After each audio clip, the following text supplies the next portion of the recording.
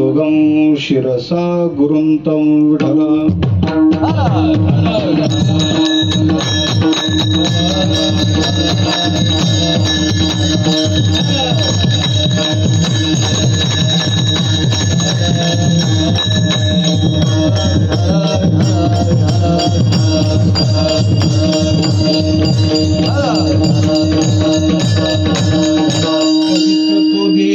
पवित्र तो देहवानी पुण्यवंत जो वदे अच्युत सर्व काळ तयाच्या चिंतने तरतील दोषे जळतील राशी पातकांच्या प्रस्तुत प्राप्त स्थळी प्राप्त संगी कीर्तन रूपी सेवकीर्ता निवडलेला अभंग वैराग्य रागरसिक जगद्गुरु तुकोबाराम महाराज यांचा 5 चरणाचा महापुरुषाचं महात्म्य प्रतिपादन करणारा अभंग आहे. विठ्ठल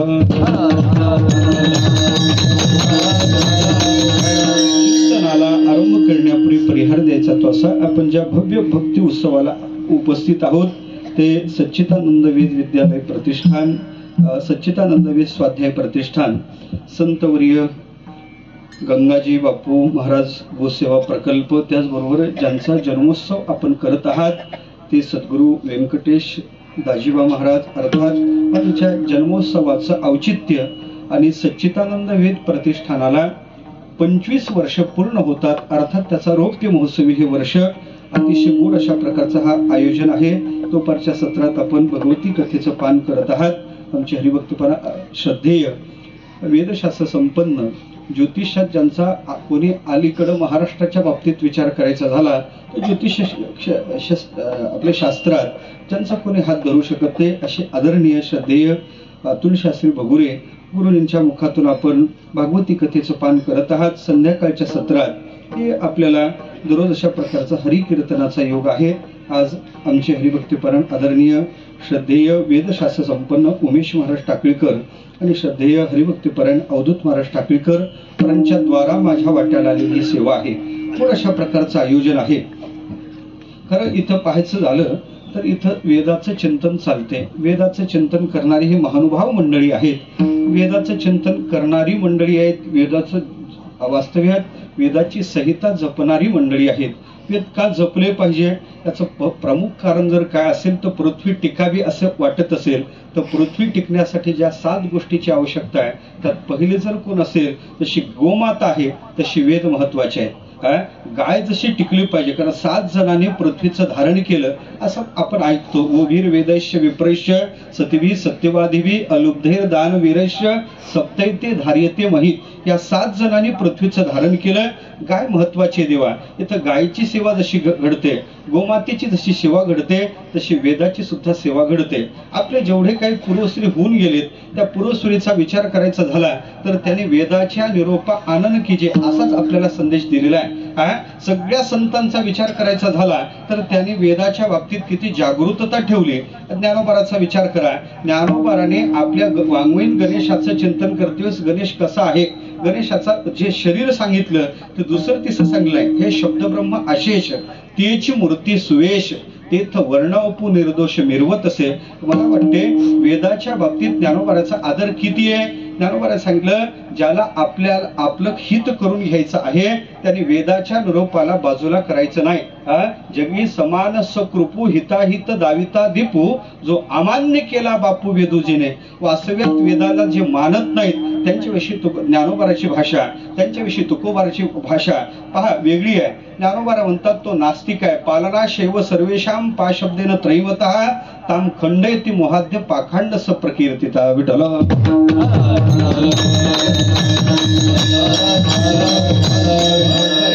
पाहायचं झालं तर जगताचं पालन करण्यासाठी पालना शैव सर्वेशाम पा शब्देन त्रैवतः ताम खंडयति त्याचं खंडन करतो, मोहाला वश होतो आणि त्याचं खंडन करतो. खऱ्या अर्थानं त्याच्या बाबतीत संतांच्या अंतकरणात आस्तिक्य भाव नाही. वेदाच्या विरोधी बोलणारा तुकोबार म्हणतात त्याचे काळे तोंड जगा माझी. वेदबाह्य लंड बोली जो पाखांड त्याचे काळे तोंड जगा माझी. संतांची वेदाच्या विषयीची निष्ठा पाहण्यासारखी देवा. आपले जेवढे काही पूर्वसुरी होते त्यांनी त्या वेदाच्या बाबतीत आदर प्रगट केलेला आहे. का त्याचं कारण आहे वेद जगले तर जगत जगणार आहे. विठ्ठल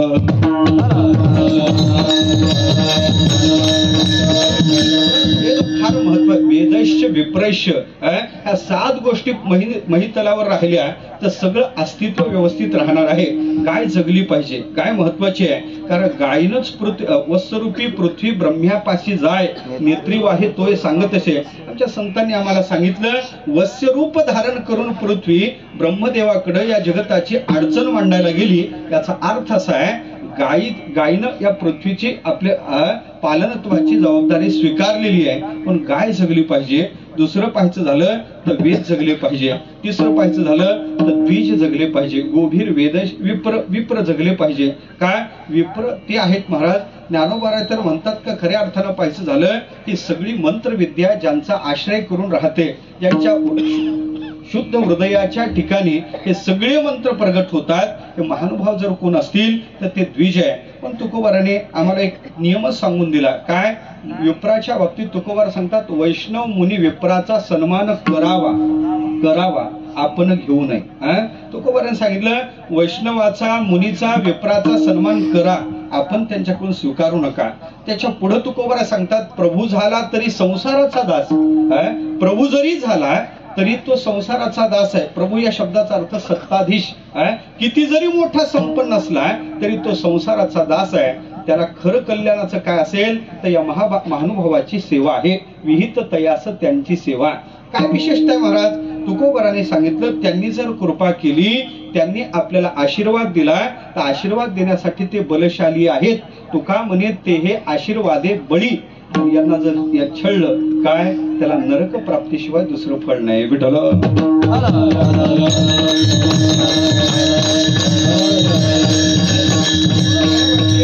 आपण ज्यांचा जन्मोत्सव साजरा करतो ना देवा, ज्यांचा जन्मोत्सव साजरा करतो, कोणाचा जन्मोत्सव साजरा करावा, कोणाचा करू नये, त्याचा विचार वेगळा आहे. साधू पुरुष कधीच मृत्यूच्या ताब्यात जात नाही. साधूचं अस्तित्व कायम आहे. मी पटवून देतो तुम्हाला, पटवून देतो. काय आहे, काहीच्या प्राणाला अगती प्राप्त होते, काहीच्या प्राणाला अधोगती प्राप्त होते आणि काहीचे प्राण ऊर्ध्वगतीला जातात. पण या महापुरुषांचं चिंतन करायचं झालं तर यांच्या प्राणाला गती नाही, अगती नाही, अधोगती तर नाहीच. निषिद्ध कर्म घडलंच नाही, पण अधोगती नाही, अगती त्या महापुरुषांना नाहीच. कारण त्या अगतीला येण्याचा विचार करत नाही. अधोगती सुद्धा यांना नाही. अधोगती नाही, अगती नाही, ऊर्ध्वगती सुद्धा नाही, ऊर्ध्वगती नाही. मग यांचं होते काय, यांच्या प्राणाचं होते काय? ब्रह्मसूत्र आपल्याला सांगू जाते, नतस्य प्राणः उत्क्रामन्ते भवति अत्रयम समविलीयन्ते. म्हणून महापुरुषाचे प्राण इथं चैतन्यात विलीन होऊन चैतन्य रूपाला प्राप्त होतात. हे जर असेल तर मला वाटते आजही महाराज वेदाच्या रूपाने इथं आहेत.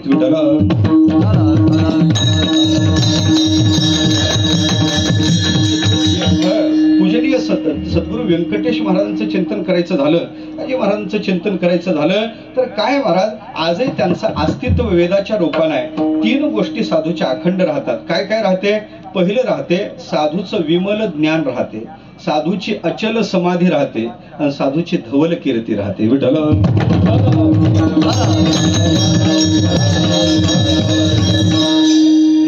प्रवास केला, रात्रीचाही प्रवास केला, थंडीत झालेला प्रवास, त्याच्यामुळे तुमचा आवाज चांगला असेल तर मला चांगलं बोलायला जमला.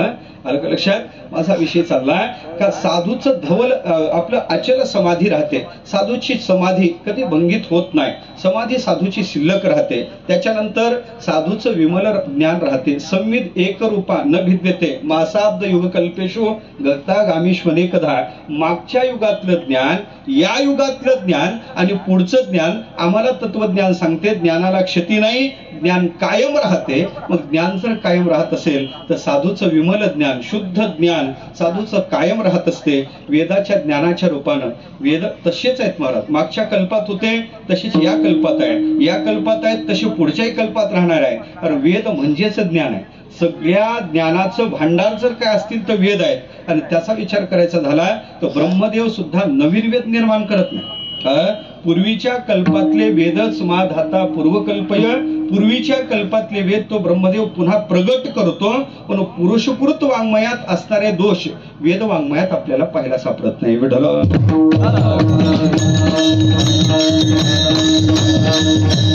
पुरुषकृत संस्कृत वाङ्मयात प्रामुख्याने काही दोष आहेत. भ्रम आहे, प्रमाद आहे, विप्रलिप्स आहे, कर्णापाटव आहे. हे प्रामुख्याने 4 दोष सांगण्यात येतात. हे 4ही दोष त्या वेदात आपल्याला पाहायला सापडत नाही.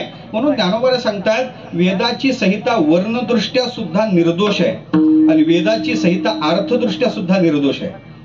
कधी कधी वर्णदृष्ट्या निर्दोष असणारे काही वाङ्मय आहे आणि काही अर्थदृष्ट्याने निर्दोष असणारे काही वाङ्मय आहे. पण वेदाच्या बाबतीत असं आपल्याला म्हणावं लागते का वेदाची संहिता वर्णदृष्ट्या सुद्धा निर्दोष आहे आणि अर्थदृष्ट्या सुद्धा निर्दोष आहे. माझा विषय एवढा चालला का अशा वेदाच्या ज्ञानाच्या रूपानं आजही सद्गुरू श्री व्यंकटेश महाराज इथं आहेत. आचर समाधीच्या रूपानं आजही ती तिथं आहेत आणि त्याच्या पुढे सांगायचं झालं तर या धवल कीर्तीच्या योगानं आपण त्यांचा जन्मोत्सव साजरा करतो. वास्तव्यात यांना मरण नाही तर पुन्हा जन्मही नाही बरं का. नाही, ब्रह्मतत्वाला ज्यांनी जाणलं त्याच्या संबंधानं शास्त्र असं बोलते य ब्रह्मवेदेश ब्रह्म भवती स्वयं. अरे जे ब्रह्माला जाणतात ते ब्रह्मच होतात. य ब्रह्मवेदेश ब्रह्म भवती स्वयं. काय विशेषता म्हणे ब्रह्मणो नास्ती जन्मतः. ब्रह्म कधी जन्माला येत नाही. ब्रह्म जसं जन्माला येत नाही तसा ब्रह्मरूपाला जाणणाऱ्या त्या महात्म्याला सुद्धा जन्म घ्यावा लागत नाही. पुनरेश न जायते, त्याला सुद्धा जन्म घ्यावा लागत नाही. आम्ही जन्मोत्सव साजरा का करतो? ऐका, जसं देवाच्या जन्माच्या बाबतीत आपण विचार करायचा तसं साधूच्या जन्माच्या बाबतीत विचार करा. ऐका, काय देवाला जसा जन्म नाही तसा यांनाही जन्म नाही. पटवून देतो मी तुम्हाला. जन्म म्हणजे काय हो? जन्म शब्दाचा विचार करायचा झाला तर जन्म करते काय? प्रकृती आम्हाला नावरूप देते म्हणजे जन्म होते. दुसरं काहीच होत नाही, काही नाही. सच्चिदानंद रूप तर आहेच आहे, ते आत्म्याचं स्वरूप आहे. पण खऱ्या अर्थानं प्रकृतीनं आम्हाला नाव रूपाला आणलं म्हणजे आमचा जन्म झाला. दुसरं वेगळं काही झालं नाही. प्रकृतीनं नाव रूप दिलं. प्रकृती परमात्म्याला नावरूप देण्यासाठी समर्थ नाही. ज्ञानोबा बोलतात सृष्टीच्या होना नरचे सर्व संहार नवेचे आथीनाथी दोहीचे पंचत्व. सृष्टीकडून त्या परमात्म्याची रचना केल्या जात नाही. परमात्मा सृष्टीकडून रचल्या जात नाही. पण परमात्म्याला जन्म नाही. परमात्मा अजय आहे. परमात्मा कधी जन्माला येत नाही. मग जन्माला येत नाही तरी आम्ही त्याचा जन्मोत्सव करतोच की करत नाही का? आम्ही त्यांचा जन्मोत्सव करतो. मग त्याचं फल काय? ज्ञानोबा त्याचंही चिंतन करतात. माझे अजत्व जन्मने अक्रियाताची क्रिया करणे ऐसा अविकार जो जाणे तो परममुक्त. ज्याला मुक्तीची आवश्यकता आहे त्यांनी अज असणाऱ्या परमात्म्याच्या जन्माचं चिंतन करा. हा संबंध साधूकडे लावा. साधूला सुद्धा जन्म नाही. मग काय जन्मोत्सव साजरा करायचा त्यांचा आम्ही का करायचा? त्याचं उत्तर हेच आहे, त्यांनाही जन्म नाही. पटवून देतो मी तुम्हाला. त्यांना जन्म नाही. त्याला प्रमाण सांगायचं झालं तर तुकोबाऱ्या म्हणतात आम्हाला जन्मालाही यावं लागत नाही आणि आम्हाला मरावंही लागत नाही. आम्ही जशाला तसे अखंड आहोत. अखंड आमचं रूप तसंच आहे. नाही आम्हा ज्यावे मरावे लागत अहो अखंडित जैसे तैसे. किंवा गीतेकडे या. गीता सांगते महापुरुषाला जन्म नाही. गीतेचं चिंतन आहे इदम ज्ञान उपाश्रित्य ममसा धर्मे आगतः सर्गेपि नोपजायन्ते प्रलयेन व्यथन्तीच. या ज्ञानोबाराचं भाष्य असंच आहे. ज्ञानोबारा म्हणतात या ज्ञानाचा आश्रय करून हे संत मायबाप जन्म मरणाच्या अतीत झाले. ज्ञानोबाराची ओवी आहे त्या श्लोकावरची. ज्ञानोबारा सांगतात भजन करा विठ्ठल.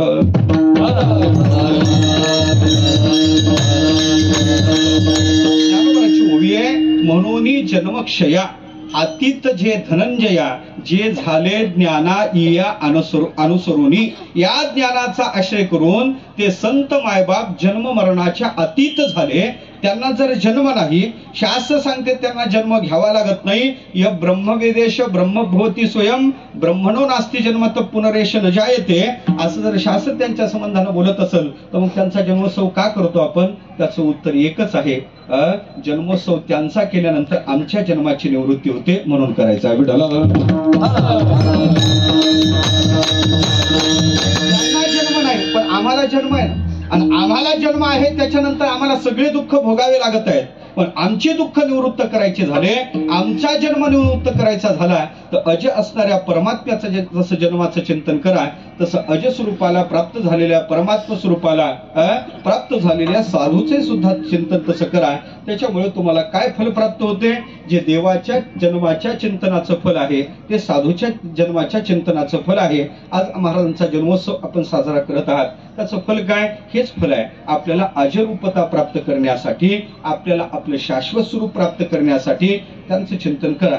आणि अशा महापुरुषांच्या जन्मोत्सवाचं औचित्य आहे. त्याचबरोबर सच्चिदानंद वेद पाठशाळेच्या रौप्य महोत्सवाचं औचित्य आहे. वेदाचं चिंतन इथं अखंड घडते. वेदाची संहिता अखंड इथं भुकल्या जाते. षडांगानं वेदाचं चिंतन इथं अखंड अशा प्रकारचं होते. महाराज वेद जगले पाहिजे. वेदाची संहिता आजही जिवंत आहे. विशेष त्याच्या पाठीमागची कारण मीमांसा करायची झाली तर त्याचं कारण आहे या भूदेवाचे मोठे उपकार आहेत. अलीकडं निर्माण झालेल्या वाङ्मयात सुद्धा कितीतरी पाठभेद पाहायला सापडतात. पण उत्तरेतला जो महात्मा वेदाचं चिंतन करतो तो दक्षिणेतला महात्मा तेच करतो. पूर्वेचा महात्मा जे चिंतन करतो तशाच प्रकारची रुचा मला वाटते उत्तरेतला सुद्धा महात्मा तशीच म्हणतो. यात फरक काही होत नाही. याचं कारण आहे या महापुरुषांनी ती वेदाची संहिता तशाच प्रकारची जगवली आणि त्याच्या पाठीमागं अशा सत्पुरुषाचा अवतार आहे. वेदाचं अस्तित्व राहिलं पाहिजे. वेद जगाच्या हितासाठी आवश्यक आहे पण ते टिकले पाहिजे. आणि अशा महापुरुषांचा अवतार म्हणूनच त्यांच्या जन्मोत्सवाचे चिंतन विठ्ठल.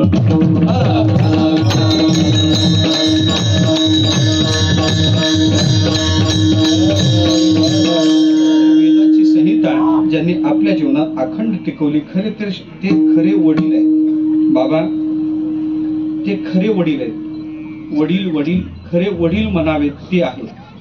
नाही तर आपल्यालाही वडील आहेत. आपले वडीलच आहेत किंवा ज्ञानेश्वरीत 2 वडील आले. एक वडील आहेत जयाचे आयुष्य धाकुटे होय बळप्रज्ञा ही जिरोनी जाये तयाचे नमस्कारी ती पाय वडील म्हणून. आयुष्य कमी होत जाते. बुद्धी क्षीण होत जाते. लोक त्याला वडील म्हणतात आणि त्यांना नमस्कार करतात. हे एक वडील आहेत.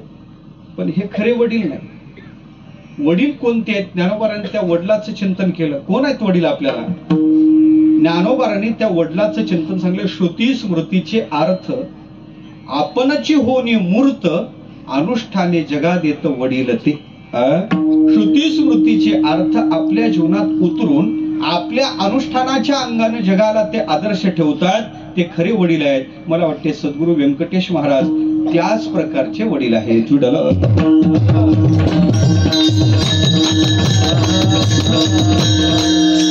महात्म्याचं चिंतन घडावं पण आपल्या प्राकृत शब्दापेक्षा संतांच्या शब्दाचा आश्रय करून त्यांचं चिंतन काहीसं करावं. पण अभंगाचा प्रपंच आहे. अभंग अतिशय गोड आहे. संत महापुरुषाचं महात्म्य प्रतिपादन करणारा अभंग आहे. जगद्गुरु तुकोबाराय महाराज या अभंगात त्या साधूचं महात्म्य सांगतात. महात्म्य सांगणारा अभंग आहे. का महात्म्य सांगतात? आम्ही त्या संतांची शरणागती करावी, आमचं कल्याण करून घ्यावं याच्यासाठी तुकोबाराय त्यांचं महात्म्य सांगतात. का सांगतात? आम्हाला कळत नाही म्हणून सांगतात. साधूचं महात्म्य कळत नाही. कोणाला कळत नाही? भरपूर जणाला कळत नाही. सामान्य समाजाला साधूचं महात्म्य कळत नाही देवा. आणि कळलं असतं तर सामान्य समाजाकडून संतांची अवज्ञा घडलीच नसते. सगळ्या संतांच्या बाबतीत पहा, सामान्याला साधू कळला असता तर सामान्य अवहेलना केली असती का साधूची? केली नसती. याचा अर्थ सामान्य समाजाला साधू कळत नाही. त्याच्या पुढे आहे का परमार्थ प्रांतात जी मोठी मोठी मंडळी आहेत त्यांनाही साधू कळत नाही. नाही कळत. परमार्थ प्रांतात योगी मोठा आहे. मोठा अधिकार आहे योग्याचा. योग्याच्या बाबतीत संत सांगतात किती जवळ जातो, किती जवळ योगी जातो. लक्षोनिया योगी पाहती आभास. योग्याला आभासापर्यंत जाणं शक्य आहे. पण एवढा जरी मोठा योगी झाला तरी त्याला साधू नाही कळत. नाही कळत. तुम्हाला उदाहरण देऊन सांगेन मी. ज्ञानोबाराच्या काळात एक सिद्ध योगी आहेत. कोण? चांगदेव महाराज. चांगदेव महाराजाला ज्ञानोबाराय कळले का? योग सामर्थ्याने देव कळेलो पण साधू नाही, संत नाही कळणार. म्हणून 1400 वर्ष शरीर जतन करून सुद्धा चांगदेव महाराजाला ज्ञानोबारासारखा महात्मा नाही कळला. आणि कळला असता तर आपल्या लव्या जवळशी ज्ञानोबाराकडे ते आलेच नसते. याचा अर्थ असा आहे, योगी झाला तरी साधू कळत नाही. त्याच्या पुढे आहे का? ज्ञानी झाला तरी साधू कळत नाही. ज्ञानी झाला तरी साधू नाही कळत.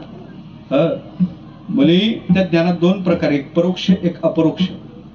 शास्त्र परोक्ष ज्ञानाचंही चिंतन एवढं सांगते, परोक्षत्वाने जरी तुम्ही देवाला जाणलं तरी बुद्धिपूर्वक तुम्ही केलेलं पाप जळून जाते म्हणे. परोक्षम ब्रह्म विज्ञायम शाब्दे देशिक पूर्वकम बुद्धिपूर्वक कृतम पाप कुसनम दहती वन्यवत. बुद्धिपूर्वक केलेलं त्याचं पाप जळते एवढा त्याचा अधिकार आहे. त्या शब्दाने त्याला ब्रह्माचं झाड उभा करायचं जमेल एवढा त्याचा अधिकार आहे. पण त्या शाब्दिकाला संतांचं महात्म्य कळत नाही. शाब्दिकाचे काम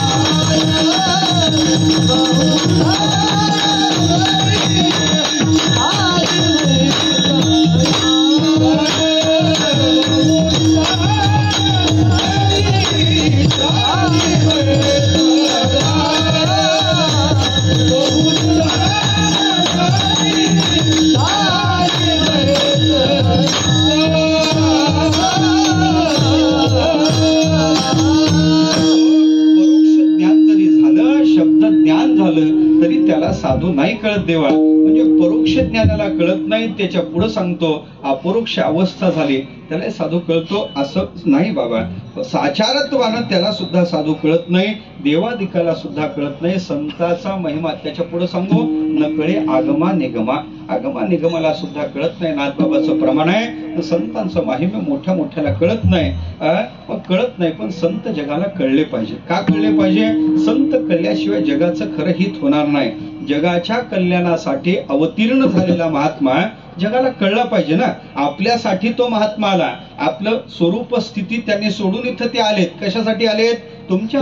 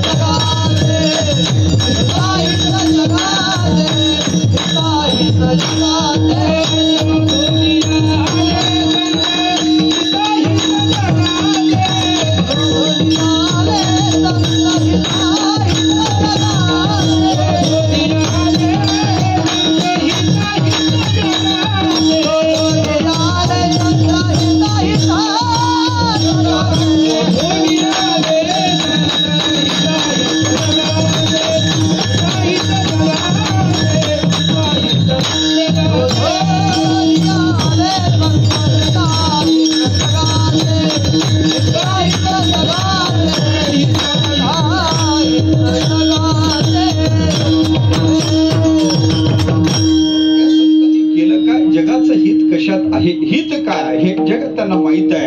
हिताचं खरं ज्ञान आहे. ऐका आणि हिताची तळमळे त्यांच्या चित्तात आहे. जगाचं हित कशात ते शोधून आलेले मायबाप आपल्याला कळले नाही तर कदाचित त्यांची अवज्ञा घडण्याची संभावना आहे. मोठ्या मोठ्याला नाही कळले ना.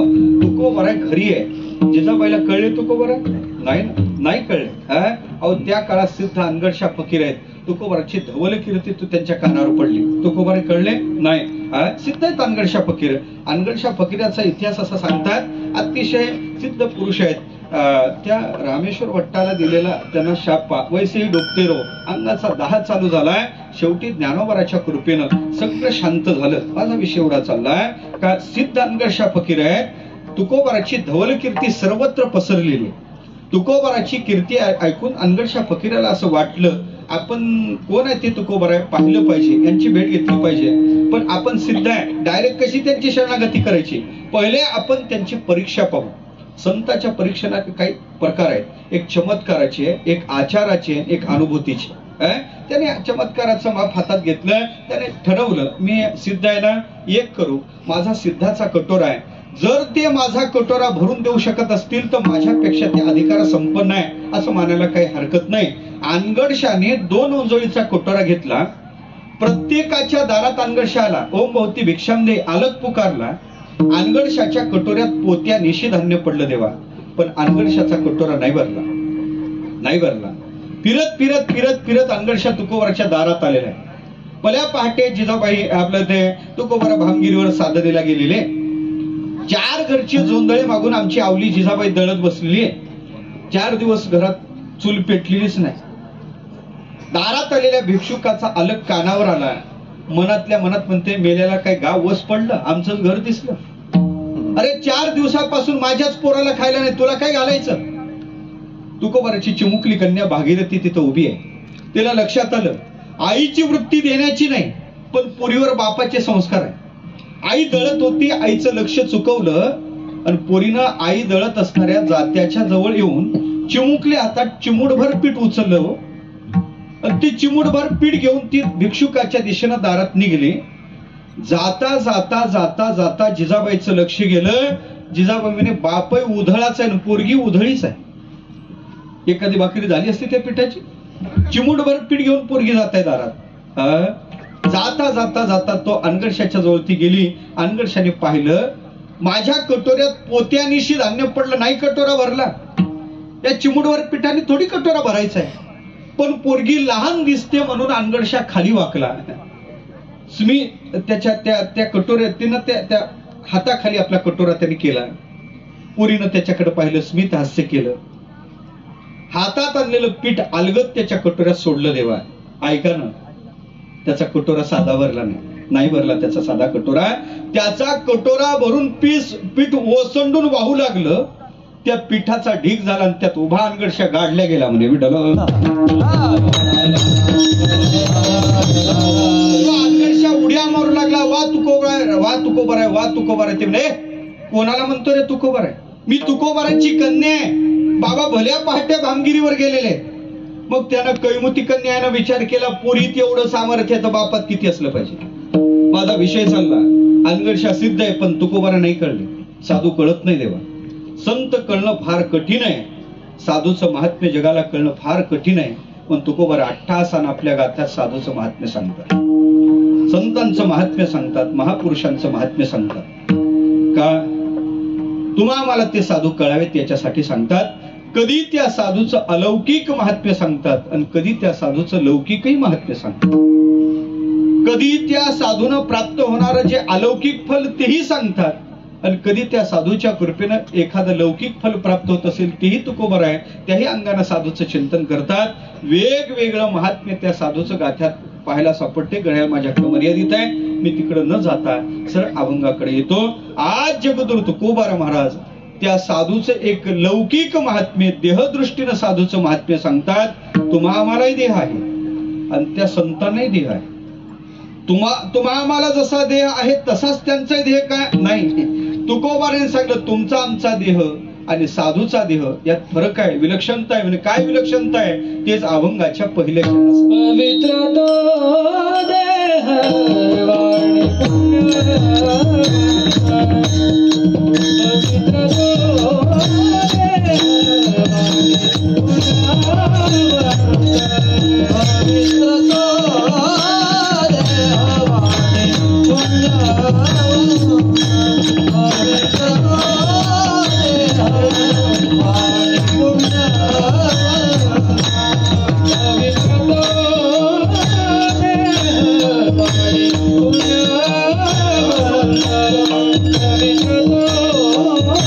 देह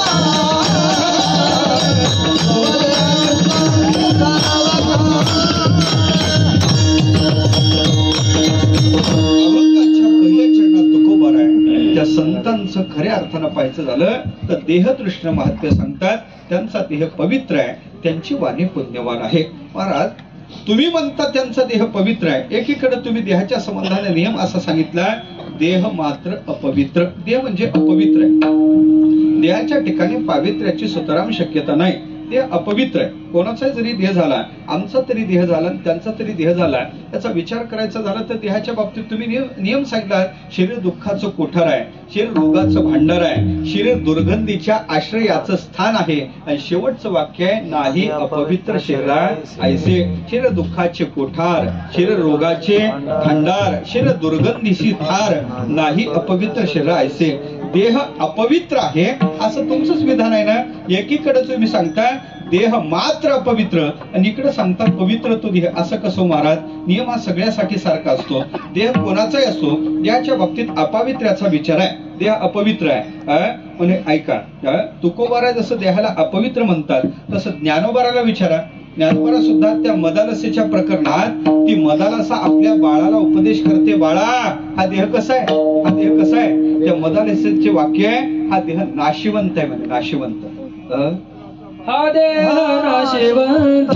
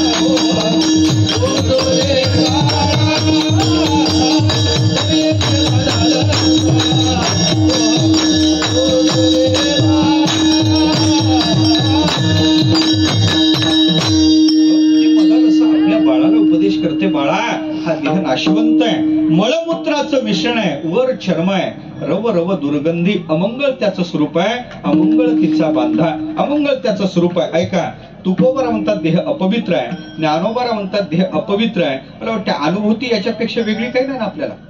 आता हात घासून पहा बरं, वास सेंट येतो ना? नाही महाराज, आपलाच हात आपल्या हाताला घासून जर वास घेतला दुर्गंधी येते, याचं स्वरूप अमंगळ आहे. काय झालं, एका गुरुने सांगितलं शिष्याला, म्हणजे बाळा जा, या जगात सगळ्यात अपवित्र पदार्थ आहे तो घेऊन ये. शिष्य बाहेर पडला, त्यांनी तरतम भावानं अपवित्र पदार्थ शोधणं चालू केलं. त्याला सगळ्यात अपवित्र काय वाटलं? माणसाची विष्ठा सगळ्यात अपवित्र वाटली. त्यानं माणसाची विष्ठा पाहिली, अपवित्र म्हणून गुरुकडे घेऊन जाणार, तेवढ्यात त्याला स्पर्श करणार, तेवढ्यात त्या विष्ठेला वाचा फुटली. ते विष्ठा म्हणून ए अमंगळा, मला स्पर्श करू नको, हात लावू नको, तो अमंगळ आहे, तो अपवित्र आहे. ते म्हणे तू मला अमंगळ म्हणते? अगं तू अमंगळ आहे. लोक बहिर्दिशेला गेल्यानंतर हातपाय धुतल्याशिवाय आत येत नाहीत, तू किती अमंगळ आहे माहित आहे का?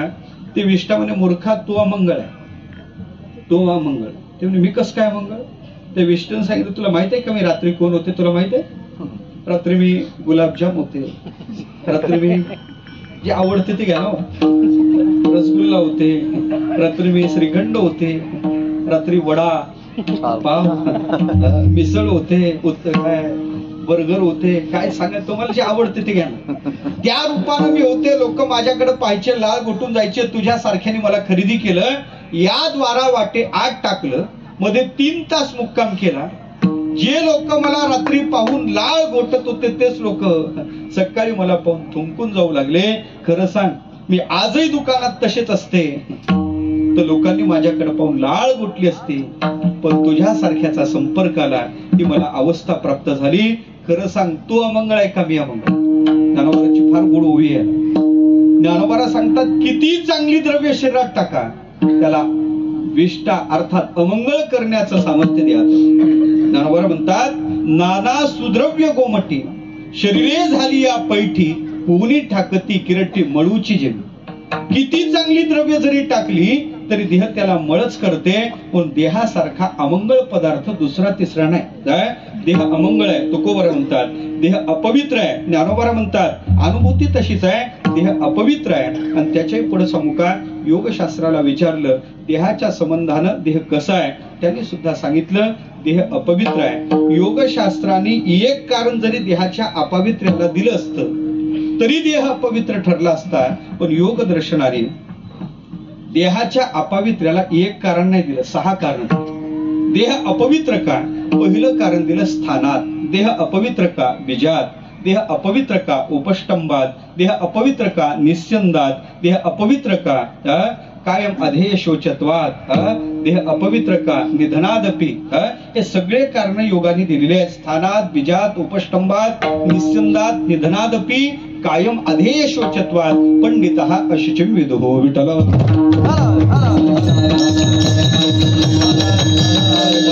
लोक या देहाला अपवित्र का म्हणतात? पहिलं कारण दिलं स्थानात.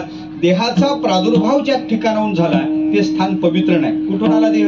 कुठून आला आपला देह? आईच्या उदरातून आला. तिथं काय एअर कंडिशन आहे का? नाही. तिथं काय आहे? तिथं काय? विष्टा लेप चोहीकडे नाकी तोंडी कुर्मी किडे. म्हणून आमचे तुकोबारा सांगतात देवा तुला त्या गर्भातल्या आहेत ना, मी काय सांगू, मी स्वतः भोगल्यात ना.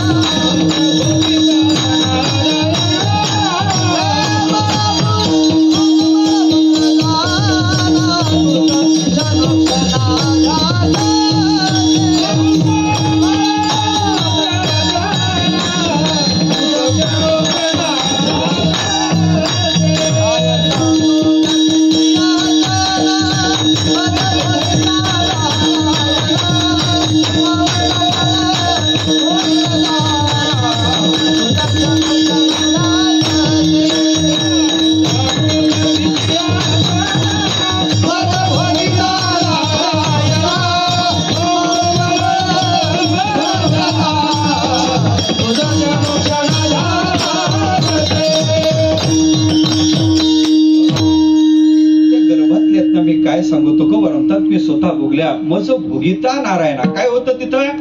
मांस मळमूत्र जाना तुझं क्षणोक्षणा ध्यात असे. मी तुला प्रतिक्षणाला तिथं स्मरत होतो देवा. याचा अर्थ असा आहे अपवित्र स्थानातून देहाचा प्रादुर्भाव आहे म्हणून देह अपवित्र आहे.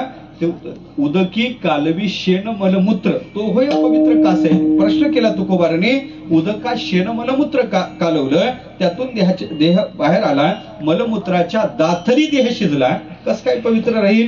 अपवित्र स्थानातून देह आला म्हणून देह अपवित्र. पहिलं कारण. दुसरं कारण दिलं देह अपवित्र का? अपवित्र बीजापासून देह निर्माण झाला.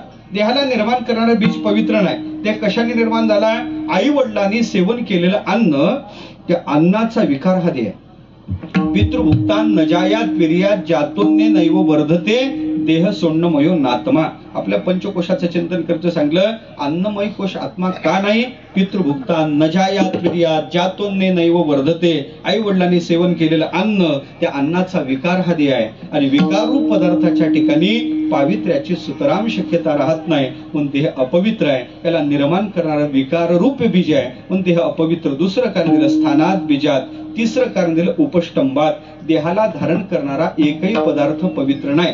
देहाला कशाने धारण केलं? सप्त धातूने देह धारण केला. त्यातला कोणता धातू पवित्र आहे? त्वचा पवित्र आहे? नाही, त्वचा पवित्र नाही. त्याच्या आत मांस आहे. मांस पवित्र आहे का? एखादी माऊली भाजी कापता कापता म्हणे बोटाला काप बसला, मांसाचा तुकडा बाजूला पडला आणि त्या तुकड्याला तिचा स्पर्श केला झाला तर तिनं केलेला स्वयंपाक खायला सुद्धा चालत नाही त्या दिवशी. म्हणजे आपल्याच मांसाचा तुकडा बाजूला गेला, त्याला स्पर्श झाला तर तिनं केलेला स्वयंपाक खायला चालत नाही. मांस पवित्र आहे का? मग नाही. त्वचा पवित्र नाही, मांस पवित्र नाही, त्याच्या आत रक्त आहे. रक्त पवित्र आहे का?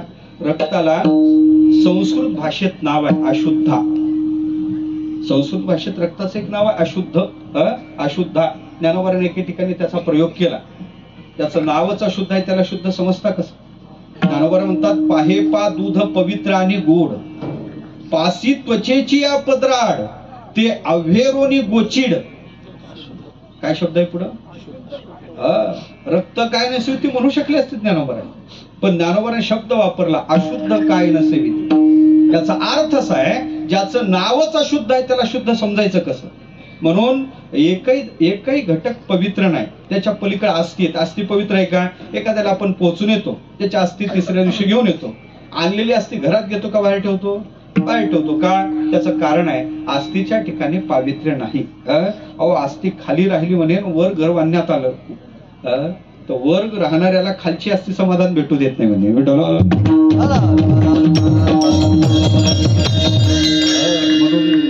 घर बांधायचं त्याने पहिले जागा शुद्ध केली पाहिजे. जागा शुद्ध केली पाहिजे. कशा नव्हते सांगू का तुम्हाला? जागा शुद्ध कशा नव्हते? ऐका. जागा शुद्ध करायची झाली तर सोन्याच्या नांगराने जागा नांगरली पाहिजे. ऐकत आहे तुम्ही? पण ज्यांना घरं बांधायची तो उद्याच नांगर खरेदी करा. पण तुमचं झालं का आम्हाला पाठवा. लक्षात? एवढं काही सोनं शक्य नाही. मग ते वास्तुशांतीच्या दिवशी भूदेवतेला ते सोन्याची काडी सांगतात. ते त्यांना पाहिजे म्हणून नाही सांगत. भूमिदेवतेचं आव्हान एखाद्या पाटावर चौरंगावर करतात. यजमानाच्या हातात ती काडी देऊन त्याचा नांगर करतात आणि शुद्धीचे मंत्र म्हणतात. ऐका, पण खऱ्या अर्थानं पाहायचं झालं तर ते जागा त्या अस्थीनं अपवित्र होते. जागा पवित्र करायची आणखीन एक उपाय काय? आपली देशी गाय त्या जागेवर बांधा, तिच्याकडून गोमूत्र शेण पडू द्या. गोमूत्र शेण तिथं पडलं का ती जागा आपोआप पवित्र होऊन जाते. विठ्ठल.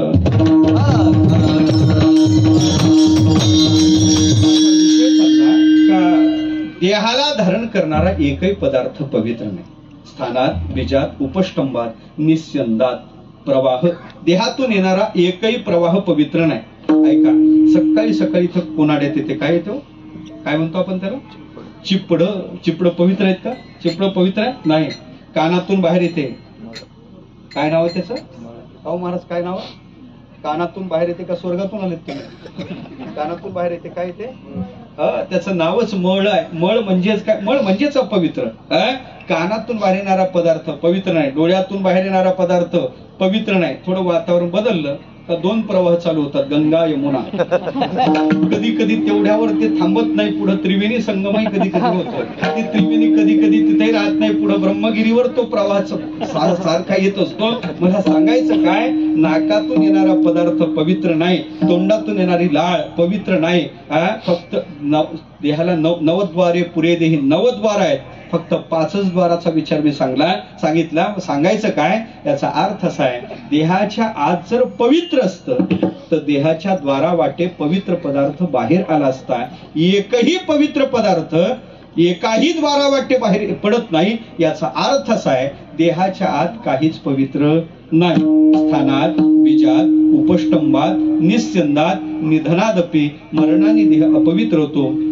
स्वतःच नाही, संबंधित नातेवाईकाला अपवित्र करून जातो. पण 10 दिवस धर्म कार्यात त्यांचा प्रवेश वर्जित आहे. सांगायचं काय? म्हणून मरणाने देह अपवित्र होतो. आणि शेवटचं कारण सांगलं, कायम आधेय शोचत्वात, कायम पावित्र्याचं आदान या देहाच्या संबंधानं बाहेरून करावं लागते.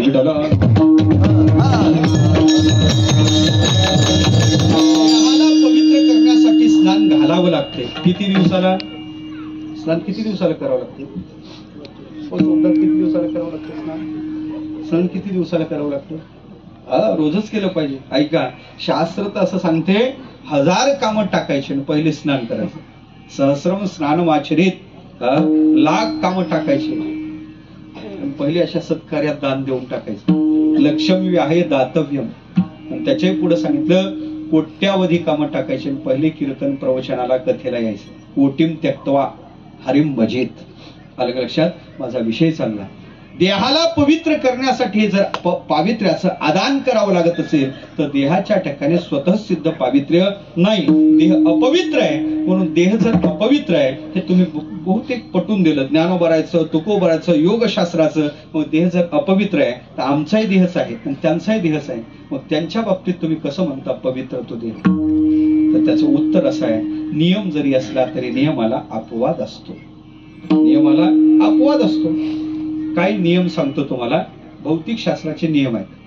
ही एक नियम आहे ऊर्जेच्या बाबतीत, ऊर्जा निर्माण केल्या जात नाही, ऊर्जेचा नाश होत नाही, ऊर्जा रूपांतरित केल्या जाते. या जगतातली ऊर्जा अक्षय आहे. त्याला 3 अपवाद आहेत. त्याला कॉन्झर्वेशन ऑफ एनर्जी म्हणतात. Energy is neither be created, निर्माण केल्या जात नाही, त्याचा नाश होत नाही. Is convert one form to another form, all energy is constant, is called conservation of energy. त्याला ऊर्जा अक्षयता म्हणतात. त्याला 3 अपवाद आहेत. या नियमाला 3 अपवाद आहेत. सांगतो मी तुम्हाला. तसं धातूच्या बाबतीत सुद्धा, मेटलच्या बाबतीत सुद्धा भौतिक शास्त्राचा नियम आहे. धातू कोणताही घ्या, धातूच्या ठिकाणी घनत्व असते, हा नियम आहे. धातूच्या ठिकाणी घनत्व आहे. माझ्यासमोर हा लोखंडाचा रोड आहे, लोखंड धातू आहे, घनरूपात आहे, पण हा माईक लावायला जमला. माता भगिनीच्या गळ्यात मंगळसूत्र आहे, सोन्याचं आहे, सोनं धातू आहे, घनरूपात आहे, पण ते धारण केलं. पायात जोडवे आहेत, चांदीचे आहेत, घनरूपात आहेत म्हणून घालायला जमले. ऐका, धातूच्या ठिकाणी घनत्व असते, धातू मात्र घनत्व हा नियम आहे. पण त्याला एक धातू अपवाद आहे. कोणता? त्याचं नाव आहे पारा. धातूच्या ठिकाणी घनत्व असते, त्याला पारा अपवाद आहे. तसं देह अपवित्र असतो, पण त्यालाही अपवाद आहे. या साधून झाले विठ्ठल.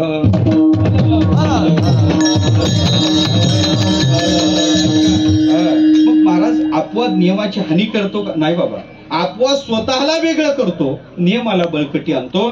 तुकोबार म्हणतात पवित्र तो देह, पवित्र तो देह. तो देह पवित्र म्हणजे हा कसा झाला? साहजिकच, एका म्हणता भले तुझ्या सहजची निंदिले, तो देह पवित्र आहे. याचा अर्थ हा देह अपवित्र आहे. म्हणजे नियम तर सांगितला आणि अपवादही त्याला सांगितला. साधूचा देह पवित्र आहे. चिंतन करणारा, वेदाचं चिंतन करून देह पवित्र आहे. अलग लक्षात किती पवित्र आहे? ज्ञानोबाला विचारा. ज्ञानोबाने 9व्या अध्यायात त्याचं फार गोड चिंतन केलेलं आहे. किती पावित्र्य त्याच्या ठिकाणी आहे. देवाने सुद्धा त्यांची सेवा करावी इतका तो देह पवित्र आहे. आपण वेदाच्या साधनेला लागलो, आपण शास्त्राच्या साधनेला लागलो. शास्त्राचं रक्षण करणारा महात्मा वेगळा नाही. देव जितका पवित्र आहे तितकाच तो महानुभव महात्मा तेवढाच पवित्र आहे. म्हणजे विठाला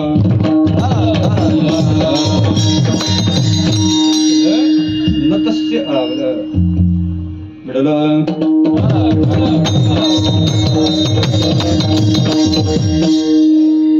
त्यांच्यात भेदाचा अभाव आहे.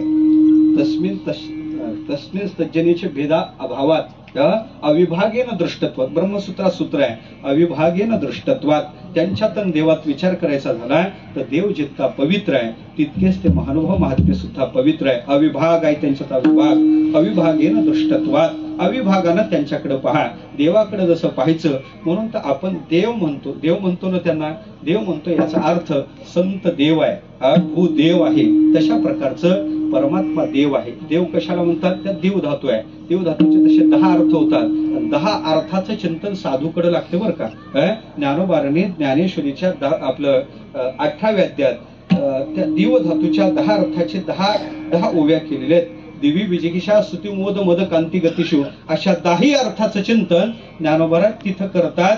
जय जय देव निर्मळ निजजन खिल मंगळ जन्म जरा जलद जाल प्रभंजन.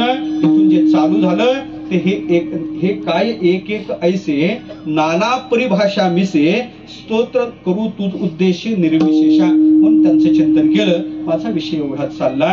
त्यांचा देह पवित्र आहे, त्यांचा देह पवित्र आहे. पावित्र्याचा विचार करायचा झाला तर त्यांच्या ठिकाणी पावित्र्य आहे. का त्यांचा जन्मोत्सव साजरा करायचा? पवित्र तो देह. कोणाचं चिंतन करा? पवित्र तो देह. आणखी दुसरा शब्द वापरला महाराजांनी, वाणी पुण्यवंत. वाणी पुण्यवान आहे. वाणी कोणाची पुण्यवान आहे? ऐका, देह पवित्र म्हणल्यानंतर वाणी पुण्यवान झालीच की हो. वेगळा विचार का मांडला? देहात वाणी येत नाही का? देहात आपलं तोंड वेगळं आहे, शरीर वेगळं आहे का? रात्री सांगण्याचा विषय नाही तसा. शरीर वेगळं आणि आपलं तोंड वेगळं आहे का? चौकात उभा राहिला, या पार्टीची पिलेली होती, त्या पार्टीच्या नेत्याला शिव्या चालू केल्या. अस्सल षष्टीचा प्रयोग. तिकडले समर्थक आले, त्याला पकडलं आणि साधं मारलं नाही, त्या मारतही प्रकार आहे. आलं का लक्षात? तो मार दिला, मी नाही ते सांगत व्यासपीठावर. आणि असा मारला तिकडले आलेत, मारत होते. हे म्हणे काय तीनपाट काय लायकी रे तुझी, साहेबाला एवढ्या शिव्या देतो. त्याने कोणी शिव्या दिली? अरे अख्खं गाव ऐकत होतं तू शिव्या देत होत्या. ते म्हणे अरे मी शिव्या दिल्या नाही. अरे म्हणे दिल्या कोण? आतापर्यंत पाठीवर पायावर चाललं होतं, आता तोंडावर चाललं. माझा विषय चालला, देहातच जर तोंड आहे, देहातच जर मुख आहे, देहातच जर वाणी आहे, तर पवित्र तो देह म्हणल्यानंतर वाणी पुण्यवान झालीच की हो. मग वेगळा विचार का मांडला तुकोबाराने? देहातच वाणी येते ना, वेगळा विचार का मांडला? पुढचं आठवलं नाही म्हणून पाठवलं का? ते आपलं आहे, साठवलं आठवलं, पुढं ते पटवलं, पटलं नाही तर कटवलं. संताचं वाङ्मय आहे देवा, तसं नाही. वाणी देहात येत नाही का? वाणी खरंच देहात येत नाही. वाणी स्थूल देहात येतच नाही. वाणी स्थूल देहात येत नाही. वाणी कर्मेंद्रिय, आपल्याला 5 ज्ञानेंद्रिय कोणकोणते आहेत? आपल्याला शाळेतला विषय आहे, श्रोतत्व गक्षीरसन घ्राणाख्यम उपजायते. हे ज्ञानेंद्रिय आहेत. वाक पाणी पाद पायुपस्थाभिदानानी जज्ञिरे, हे खऱ्या अर्थानं पाहायचं झालं तर हे आपले कर्मेंद्रिय आहेत. आणि कर्मेंद्रिय आणि ज्ञानेंद्रिय हे स्थूल देहात येत नाही. हे स्थूल देहात येत नाहीत, तर ते अपंचकृत पंचभूताचं कार्य आहे. ते पंचकरण होण्याच्या आधीचं कार्य आहे. ते सगळे सूक्ष्म देहात येतात. त्याचं चिंतन केलं. बुद्धी कर्मेंद्रिय प्राण पंचकेर मनसा धिया शरीर सप्तदशभी सूक्ष्मतल लिंग मुच्यते. त्याला सूक्ष्म देह म्हणतात, त्याला लिंग देह म्हणतात. त्यात 5 कर्मेंद्रिय, 5 ज्ञानेंद्रिय, पंचप्राण, मनसा आणि धिया अशा 17 तत्वाचा आपला सूक्ष्म देह आहे. त्याचं चिंतन असं केलं, स्थूल देहात येत नाहीत. हे सगळे इंद्रिय अपंचकृत भूताचं कार्य आहे, ते सूक्ष्म देहात येतात.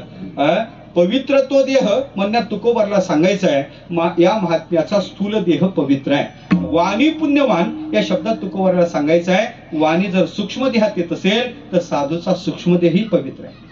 साधूचा सूक्ष्म देही पवित्र आहे. सूक्ष्म देह पवित्र कशानं होतो याचं चिंतन करायचं झालं तर त्यांनी देवाचं केलेलं चिंतन किंवा त्यांनी केलेलं शास्त्राचं चिंतन, त्यांनी त्यांचा सूक्ष्म देह पवित्र होतो. वेगळ्या भाषेत सांगायचं झालं तर वाणीच्या ठिकाणी धारण केलेली ते नाम किंवा ते शास्त्र किंवा ते वेद, वाणीच्या म्हणजे सूक्ष्म देहाच्या ठिकाणी धारण केलेलं हे शास्त्र, सूक्ष्म देहाच्या ठिकाणी धारण केलेलं नाम, त्याचा परिणाम काय होतो? दहिरीदीपी न्यायानं दोन्हीकडे पडतो. त्याचा स्थूल देह पवित्र होतो आणि त्याचा कारण देह जो आहे, अविद्या आवश्यक असतन्या तद्वैचित्र्याद अनेकदा सा कारणम शरीरस्यात प्राज्ञस्तत्र अभिमानवान, तो कारण शरीर सुद्धा पवित्र होते. कारण शरीर नाशानं पवित्र होते, सूक्ष्म शरीर बाधानं पवित्र होते आणि स्थूल देह संस्कारानं पवित्र होते. पण नाम साधना अशी आहे किंवा शास्त्राची साधना अशी आहे, वाणीत धारण केली जैसी वदनी ब्रह्मशाळा, त्याचा परिणाम असा होतो त्या महापुरुषाचा स्थूल देह पवित्र होतो, त्या महापुरुषाचा सूक्ष्म देह पवित्र होतो आणि त्या महापुरुषाचा कारण देह सुद्धा पवित्र होतो.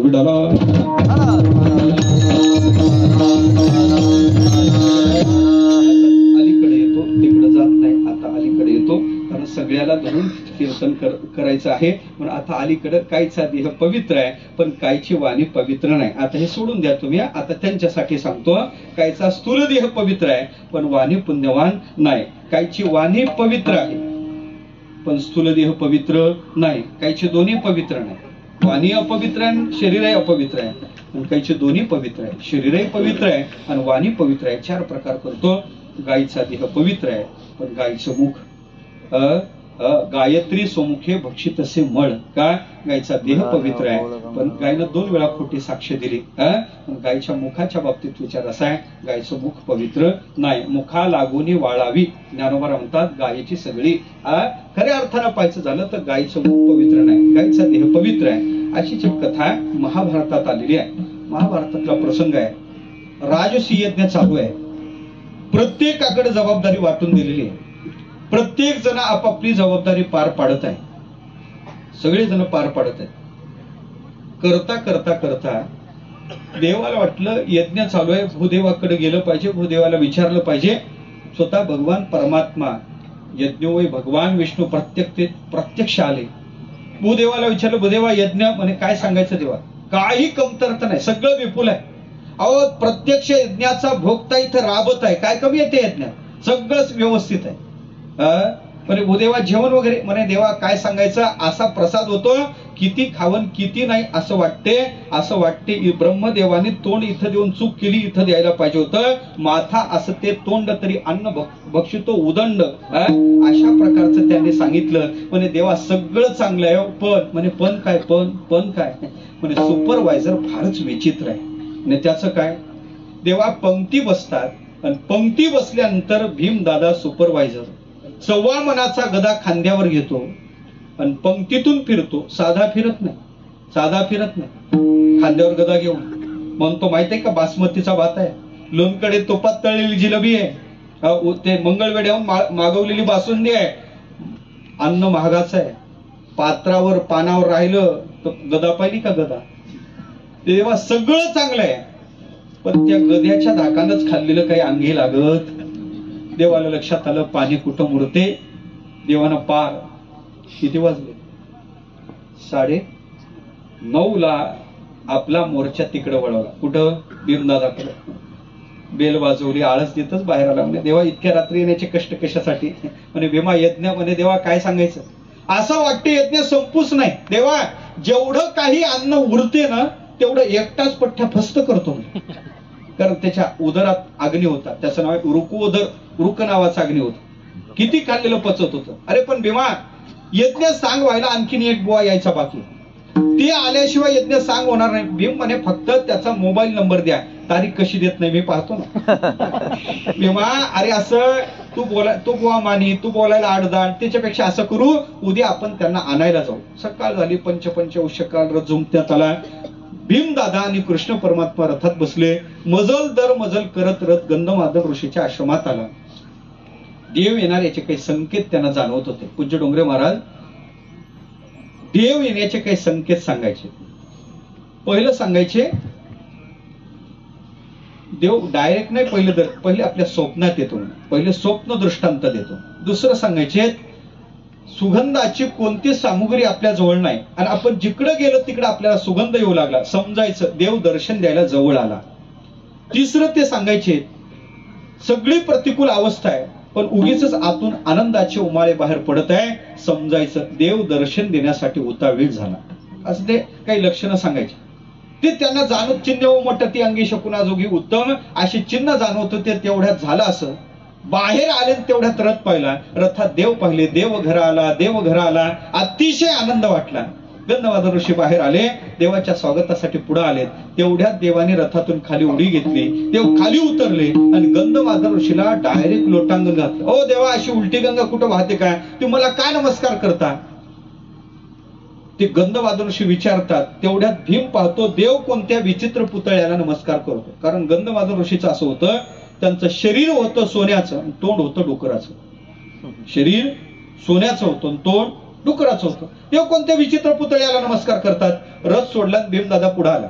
आल्याबरोबर भीमदादा देवाने सांगा, देवा कर नमस्कार. अहो पण देवा हे कोण आहेत. अरे म्हणे हेच ते ऋषी आहेत, हे आल्याशिवाय यज्ञ सांग होणार नाही, कर नमस्कार. भीमाने नमस्कार केला. ऋषीकडे तो पाहत होता.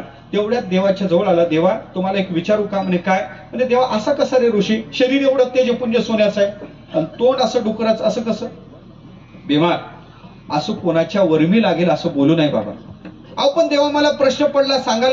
तेवढ्यात ऋषी पुढेच होते. कोण आहे देवाला विचार, कोण आहे. आणि हा धर्माचा लहान भाऊ काय म्हणतो, शरीर तुमचं एवढं तेजपुंज दिसते आणि तुमचं मुख असं काय, असं ते विचारतो. ते बाबा तुझं नाव काय. म्हणे माझं नाव भीमा. म्हणे भीमा तुला सांगू का, तू विचारू नाही मी सांगू नाही म्हणलं का जिज्ञासा अधिक वाटते. त्याने सांगितलं, म्हणे ऋषीवर्य एवढं करा बाबा, मला सांगा. मला तुम्हाला तुमचा उपहास करायचा नाही, पण मला प्रश्न पडला म्हणून विचारतो. तू जास्त जिज्ञासक दिसतो म्हणून तुला म्हणून सांगतो. ऐक भीमा, पूर्वीच्या काळी मी एवढा दानशूर होतो, लाख लोकांची पंगत बसवायचो. आज केलेलं पक्वान्न उद्या कधीच केलं नाही, पण पंगत बसली का पंक्तीतून पाठीमागं हात बांधून फिरत होतो आणि फिरता फिरता म्हणत होतो, भेटलं होतं का तुम्हाला असं, पाहिलं होतं तुम्ही, खाल्लं कधी. आहे आपल्यासारखा कोणी राहता, खा आपल्या जीवावर हादाडा. भीमा दान धर्म केला बाबा, त्याचा परिणाम शरीर सोन्याचं झालं. आणि असं उपरोधानं लोकाला टाकून बोललो, त्याचा परिणाम तोंड डुकराचं झालं. भीमानं ऋषीकडे पाहणंच बंद केलं.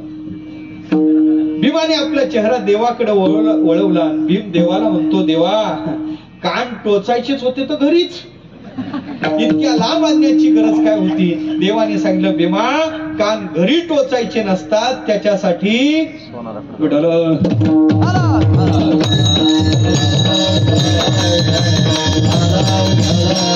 गंधमादन ऋषीचं शरीर सोन्याचं आहे म्हणजे पवित्र आहे, आणि तोंड डुकराचं आहे म्हणजे अपवित्र आहे. ऐका, सोनं पवित्र आहे. न्यायाने तेजाचे दोन प्रकार सांगले, करज आणि अकरज. सोनं कधी अपवित्र होत नाही. आपल्याकडे मन नाही का हो, सोनं घाणीत पडलं तरी काढून घ्यावं, घाणीत पडलं तरी सोनं अपवित्र होत नाही. उदाहरण सांगू का? एखाद्या वेळेस अंगठी भांड्यात पडली,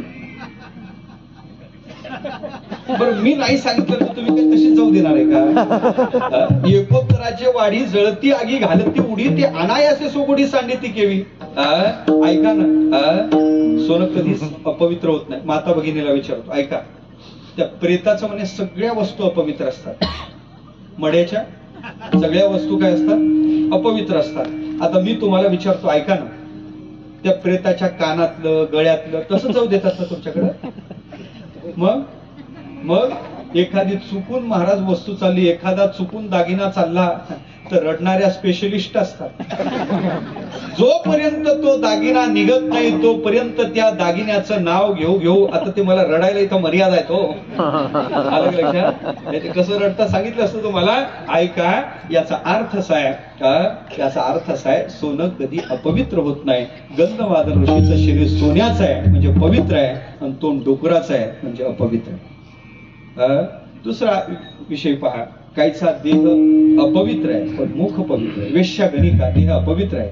राघवा राघवा राघवा मुखातून चिंतन चालू आहे, वाणी पुण्यवान. रामायणात कथा आहे, शरभंग ऋषी वेदाच्या रुचावून रामाची स्तुती करतात, पण प्रारब्धवशात देह खराब झाला, पाठीखाली काढून झाकून ठेवला. अतिशय मंगलमय आश्रमातलं वातावरण, मधुर फळ पुढे ठेवले, मंगलमय वातावरण, मधून सडका सडका वास येत होता. लक्ष्मणाला विचारलं, दादा एवढं मंगलमय वातावरण, हा वास कशाचा आहे? ऋषीने हात जोडून सांगलं, प्रभू तुमच्या समोर असणारा हा माझा विग्रह खरा नाही, हा योग सामर्थ्याने मी धारण केला. माझा खरा विग्रह